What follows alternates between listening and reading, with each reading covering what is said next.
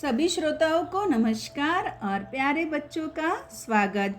श्रीखंड की कतलियाँ।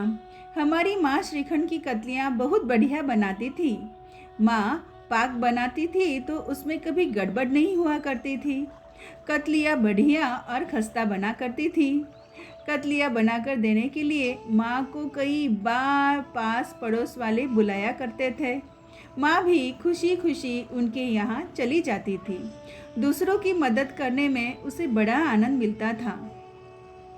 पार्वतीबाई की बेटी वेणु मायके आई हुई थी।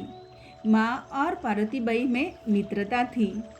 एक दिन पार्वतीबाई मेरी माँ से बोली, शाम की माँ, परसों वेणु ससुराल जाने वाली है। सोच रही हूँ कि उसे श्रीखंड की कतलियाँ बना कर दूँ। आप कल तीसरे पहर आ सकती हैं क्या? आप बहुत अच्छी कतलियाँ बनाती हैं। उसकी ससुराल में भेजनी है, इसीलिए चाहती हूँ कि कतलियाँ बेहतरीन बने। माँ ने कहा, मुझे लगता था संक्रांति तक रहेगी वेणु यही। वही रहती है तो मुझे अच्छा लगता है। हमारे यहाँ गीत गाकर सुनाती है, अच्छा मनोरंजन हो जाता है।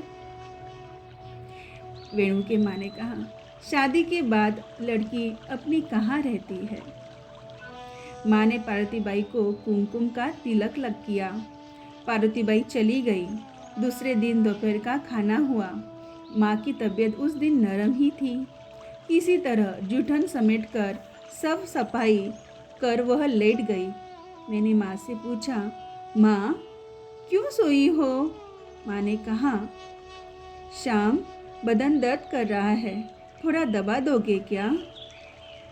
मैं माँ का बदन दबाने लगा। माँ का बदन एकदम गर्म हुआ था। उसका माथा भी बहुत दुख रहा था।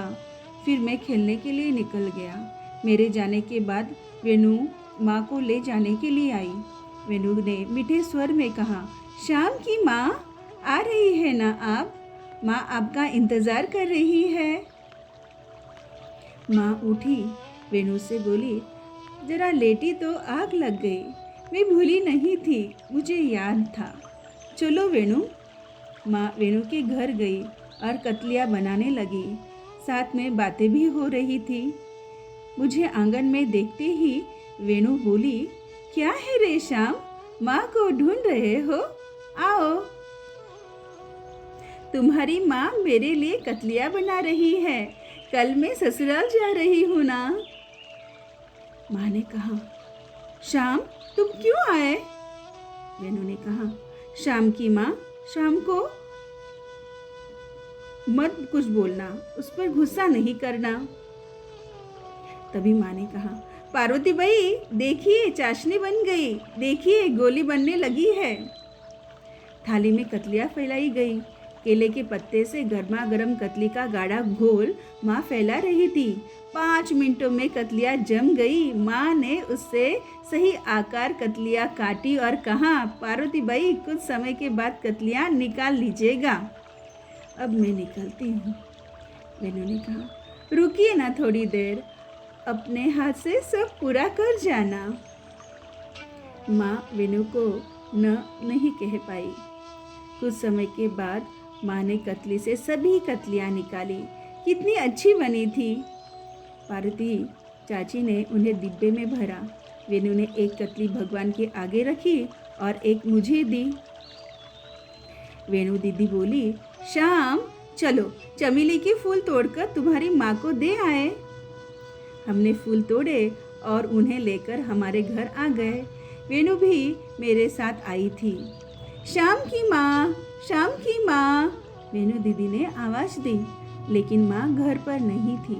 वह बिस्तर पर थी। हम दौड़कर माँ के पास पहुँचे। वेणु ने पूछा, आप सोई है? तबीयत ठीक नहीं है क्या? वेणु ने माँ का माथा छुआ तो उसका हाथ मानो जल गया। दुखी स्वर में बोली, शाम की माँ, आपको तो तेज बुखार है।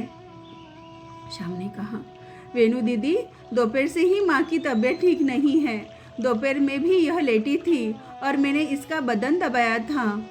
वेणु ने पूछा, मैं जब आपको बुलाने आई थी तब क्या आपकी तबीयत ठीक नहीं थी, इसीलिए आप लेटी थी? मुझे कैसे पता चलता? आपने कुछ कहा भी तो नहीं। श्याम की माँ, बदन बुखार से तप रहा था, फिर भी आप आकर आपने चूल्हे के पास बैठकर कतलियाँ बनाई। माँ ने कहा, वेणु, उस वक्त ज़्यादा बुखार नहीं था रे। श्याम, जाओ बेटा, दीप जलाओ, शाम ढल चुकी है। मैंने दीप जलाया, भगवान और तुलसी के पास ले गया, फिर माँ के पास आकर बैठा। वेणु को बहुत बुरा लग रहा था। उसने कहा, श्याम की माँ, आपका बदन तप रहा था और आकर आपने मेरे लिए श्रीखंड की कतलियाँ बनाई, इसलिए आपका बुखार और चढ़ा। कतलियाँ नहीं बनती तो नहीं बनती, या फिर माँ जैसे तैसे बना लेती। कतलियाँ जान से बढ़कर तो नहीं न माँ।